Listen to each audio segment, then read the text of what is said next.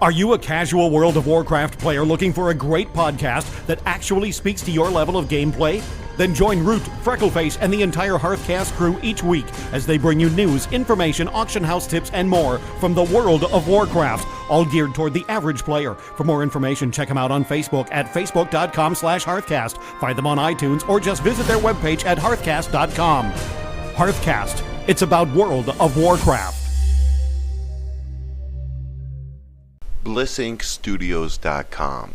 Web design, branding, social network integration, viral loop marketing. BlissInkStudios.com.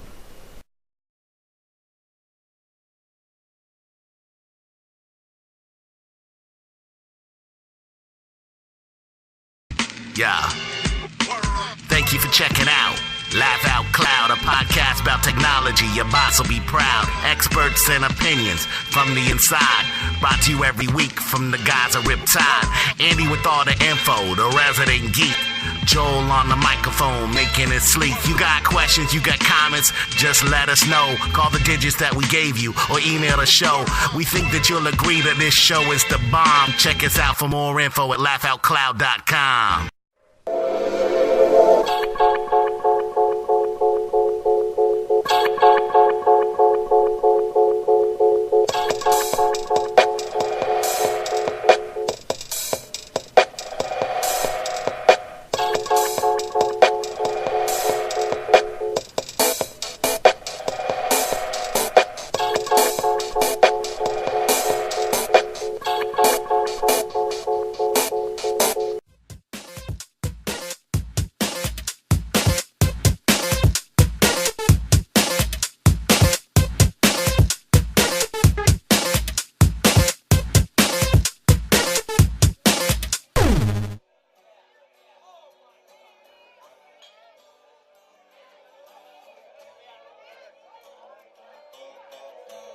Ladies and gentlemen, I hate it when people talk over really good music, but this is JB Webb. I'm back.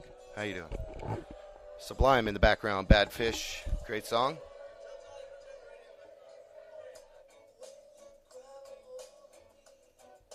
Welcome back to the JB Webb Show. I am JB Webb.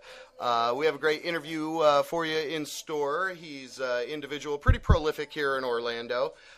He's a great radio character from our area.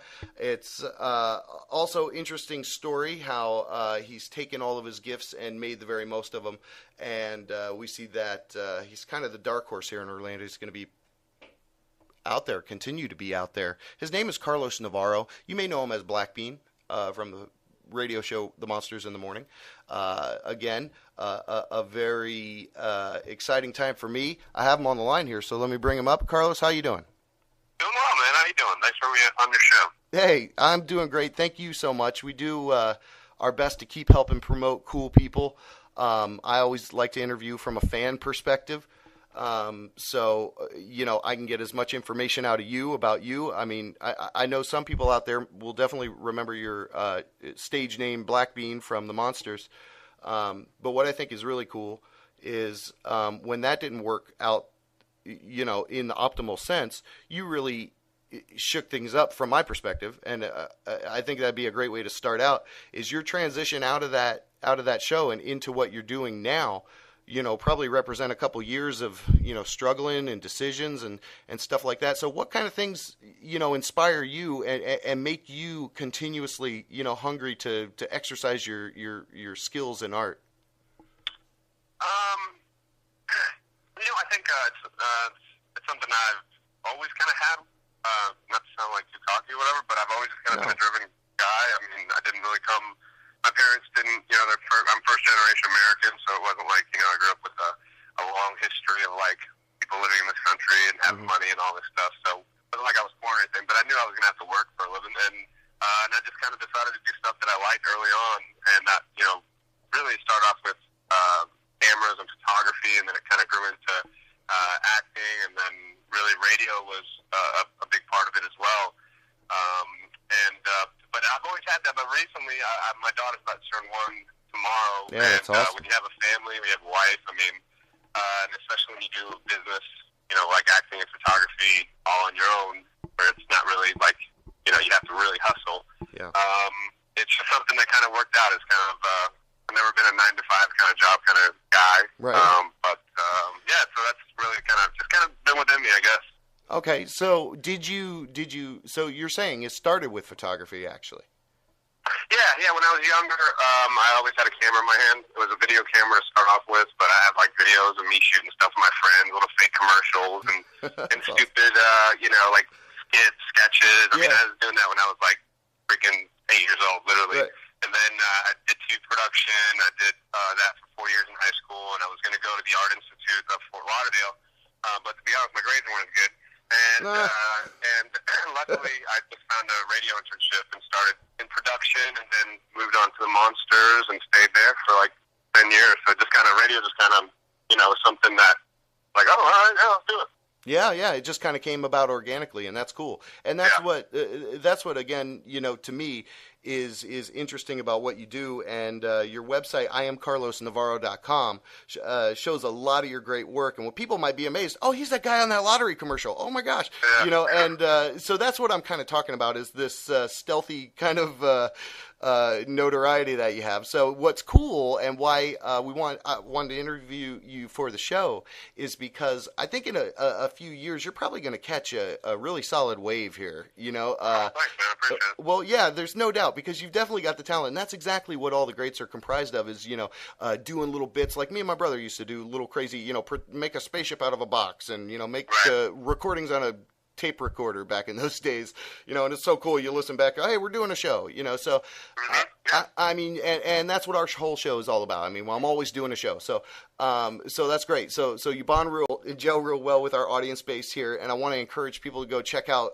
your stuff. Now, when we talk about your photography, you have some kind of grandiose work, you have some very personal work.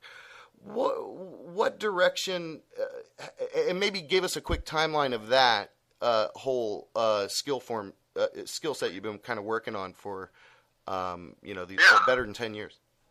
Well, yeah, it's kind of funny. Everything kind of comes out of necessity, to be honest. And I'd always been a photographer. I'd always done it my whole life, and it was one of those things that when I was on the radio, it was my kind of main gig. So I wasn't thinking about I should have another side business on the side. Now looking bac, hell yeah, I should have. I should have had a photography company. I should have promoted the hell out of it. Because really, what happened was I got fired, no notice, no nothing. And they said that I moved to LA and did all this stuff, which was a lie.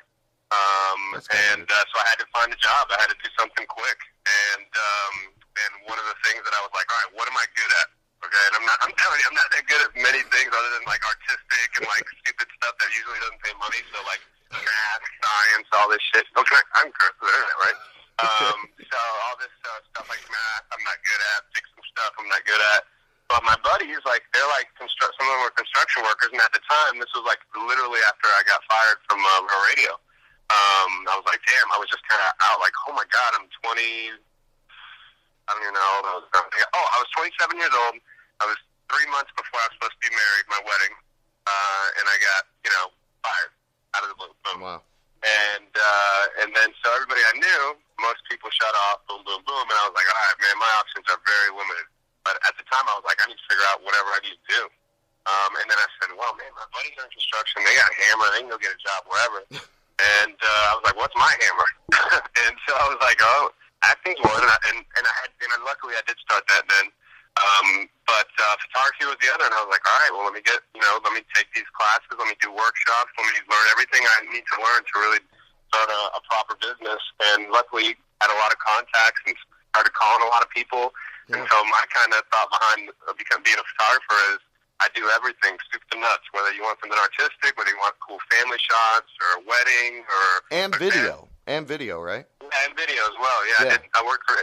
Initially, so actually, right after I was fired from the radio station, luckily, within basically a month, I was hired by EA Sports to be a broadcast producer for them for all their digital channels. Oh, wow, that's awesome. So, yeah. So I did that for 3 years, and then about a year and a half ago, I was let go from there, totally on good terms. It was just, how things were at the time with all different companies laying people off.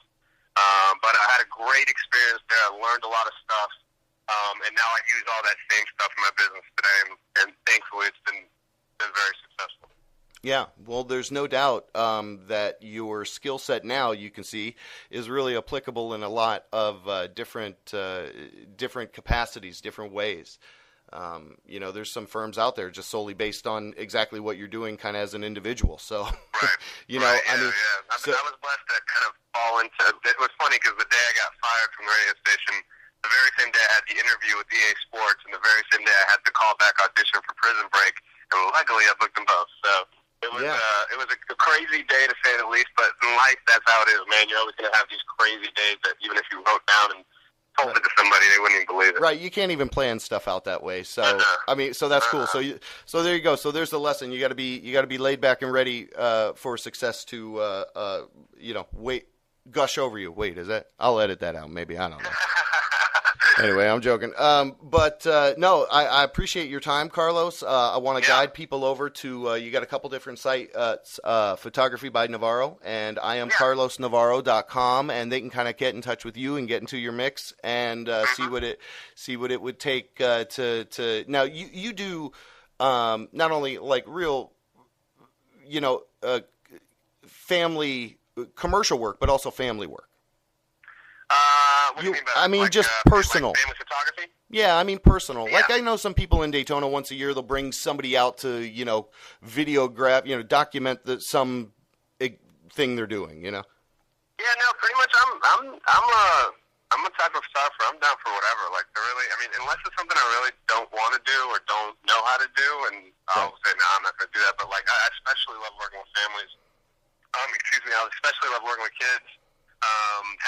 Having a daughter who's my world and my wife and everything. I mean, I'm a family man for sure. I used to be all crazy and wild and go drinking and clubbing and partying and stuff, especially probably some of the people who heard me last. But I work a lot now. Acting and photography takes up a lot of time. It's my two main things, and I love it. But at the end of the day, I'm down with any type of photography. I'll do whatever. Cool.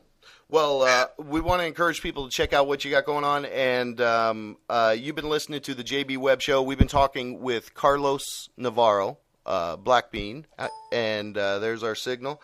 If you can hang on the line with me, man, I'm going to try.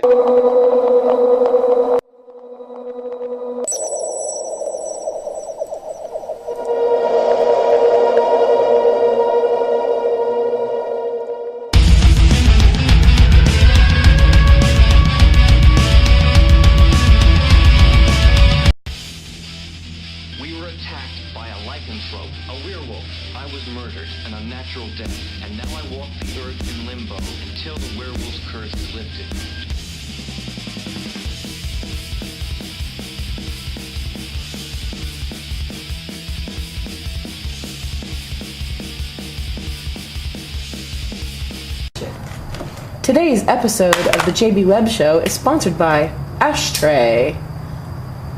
A tray perfect to fit all of your ashes. This is a special news exclusive about the rampant problems of homelessness. An expose to uncover the actual occurrences in one family's home. Welcome As People as Pets now introduces Part 1, People as Pets. Here we can see an individual stopping and acting as a cat so that they can partake of all of the fine things this home has to offer if you are an animal, not a person. But this person wants the same thing as the animal. Love and food. Preferably not cat food. People as pets. People as pets. This is real.